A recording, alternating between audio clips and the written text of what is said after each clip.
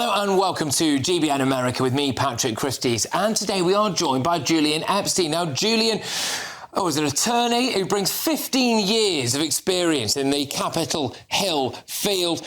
He's been former Chief Counsel to the House Judiciary Committee and previously Chief of Staff as well for the House Government Reform Committee. Julian, thank you very much. It's great to have you on the show. Now, I'm hoping you might be able to clear up a little bit for our viewers and listeners what this row is between Disney and Governor Ron Desantis. Well, first of all, thank you for having me. The dispute between Disney and Governor DeSantis centered around state legislation in Florida that restricted the use of sexually explicit materials in primary schools, or at least made it a requirement that if you're going to sort of discuss sexual preference issues, gay rights issues, sort of gender ideology issues, it had to be age appropriate, and it in particular should be restricted in primary schools. We're talking about third graders here. It was a bill that was very popular in Florida. I live most of the year in Florida. It was a bill that was very popular, not just with Republicans in Florida, but with many Democrats. And Disney decided it wanted to wade into and oppose that legislation along with a lot of the gay activist community.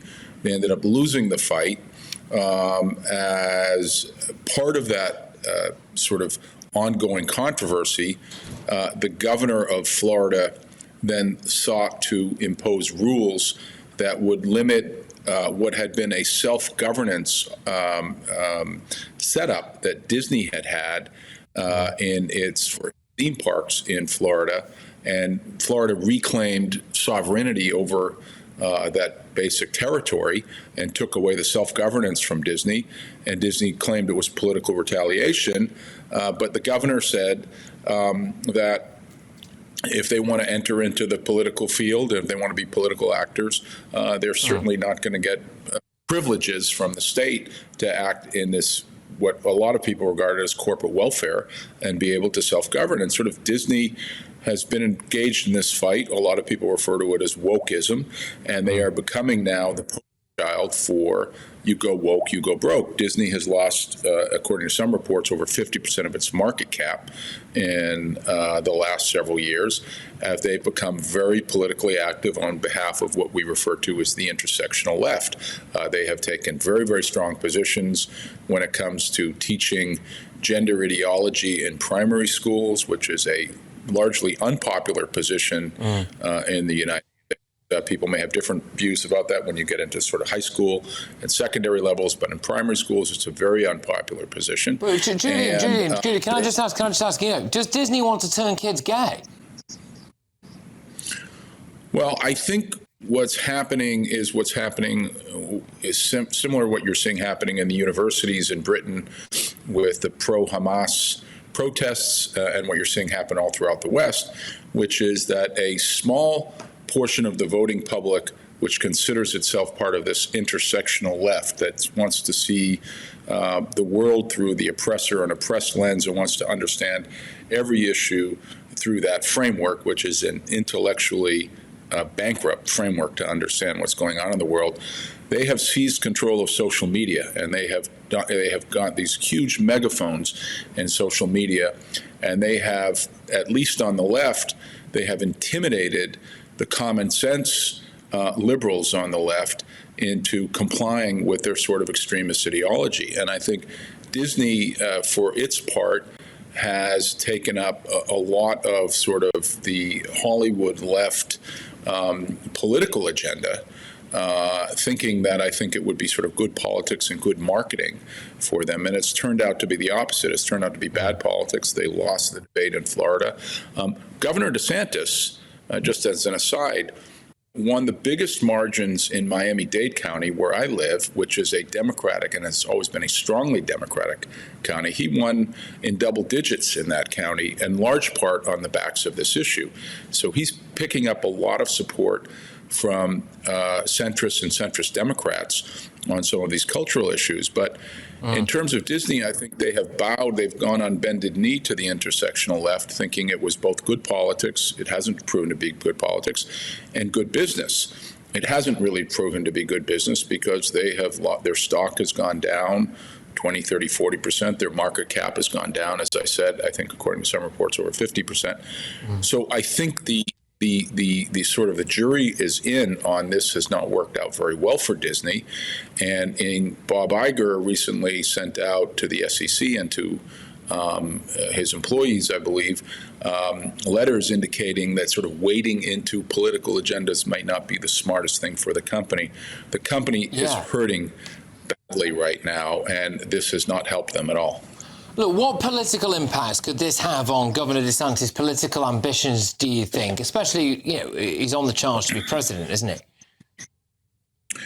Well, I think he has not had a great campaign, but I think he is somebody who will be a very powerful figure on the Republican side in the future. I'm a Democrat, but DeSantis is swimming in the same lane as Donald Trump, sort of the anti-establishment wing of the Republican Party, which is the dominant wing of the Republican Party. Nikki Haley's going down a different lane. Ron DeSantis is not going to get a lot of oxygen so long as Donald Trump is in the race.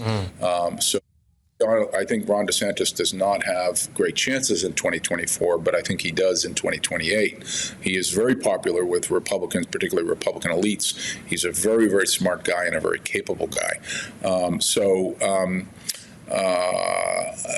But I think more importantly, what you're seeing in American politics is a strong backlash against the intersectional left right now. If you look at what's happening, particular with black voters, black working class voters, black Hispanic working class voters, and a lot of moderates in the party, particularly moderate Jews and others, they are leaving the Democratic Party today. And they're leaving the Democratic Party because they think it has become captive of this intersectional left that believes we should have open borders, that believes you should be able to bring some of this material into schools and teach primary schoolers completely inappropriate issues and subjects related to gender and sexuality. I think the protests that on the Israeli-Hamas issue, the sort of sympathy that you've seen many on the left show for the Hamas October 7th attacks. You can go down the list of things. I think many people in the political center in the United States are having a backlash. Do you think there's a perception, Julian? Do you think there's a perception, Julian, that the left now is too radical and at times wants to indoctrinate children and also sometimes sides with America's enemies? I don't think there's any question about that. I think there's no question that there is a perception that the Democratic Party has gone, the polls show this, that the Democratic Party has gone too far left on the cultural issues, whether it's immigration, whether it's race, whether it's tolerance for the Hamas protests, the pro-Hamas protests in the West. You could go down a long list of issues. I think that the people in the political center regard the Democratic Party as too extreme. In fact, recent polling shows, after and notwithstanding all of the controversy you've seen around the January 6th disruptions of the Capitol and attacks on the Capitol after Trump lost the election, which were completely wrong. I've condemned. I think they were odious. But the polling still shows that more voters in the United States think the Democratic Party is the extreme party than the Republican Party. I think what has happened is you've seen, particularly with social media, an extreme minority of American voters on the intersectional, what I call the intersectional left, that has taken up the microphone, that has intimidated a lot of centrists to conform to their orthodoxies, even though they're extremely unpopular. And I think you're seeing the beginning of a backlash. And this is, I've argued this before, this is not going to be good for the Democratic Party. This is very bad for Joe Biden. And you're seeing this in poll numbers. Joe Biden is losing to Donald Trump in almost every single poll. He's losing with swing voters. He's losing with moderates. He's losing with independents. And I think a lot of this is a backlash to what they see, what voters see is an unacceptable drift toward left of the Democratic Party. And there is a ton of polling information that bears this out. Yeah, no, fascinating stuff. Look, Julian, can I just say a massive thank you? It's been great to have you on the show. Really informative and enlightening stuff. And I do hope to chat to you again very, very soon. That's the wonderful attorney, Julian Epstein there, filling us in on all things Disney, Desantis and the state of the left in America. Thank you for having me.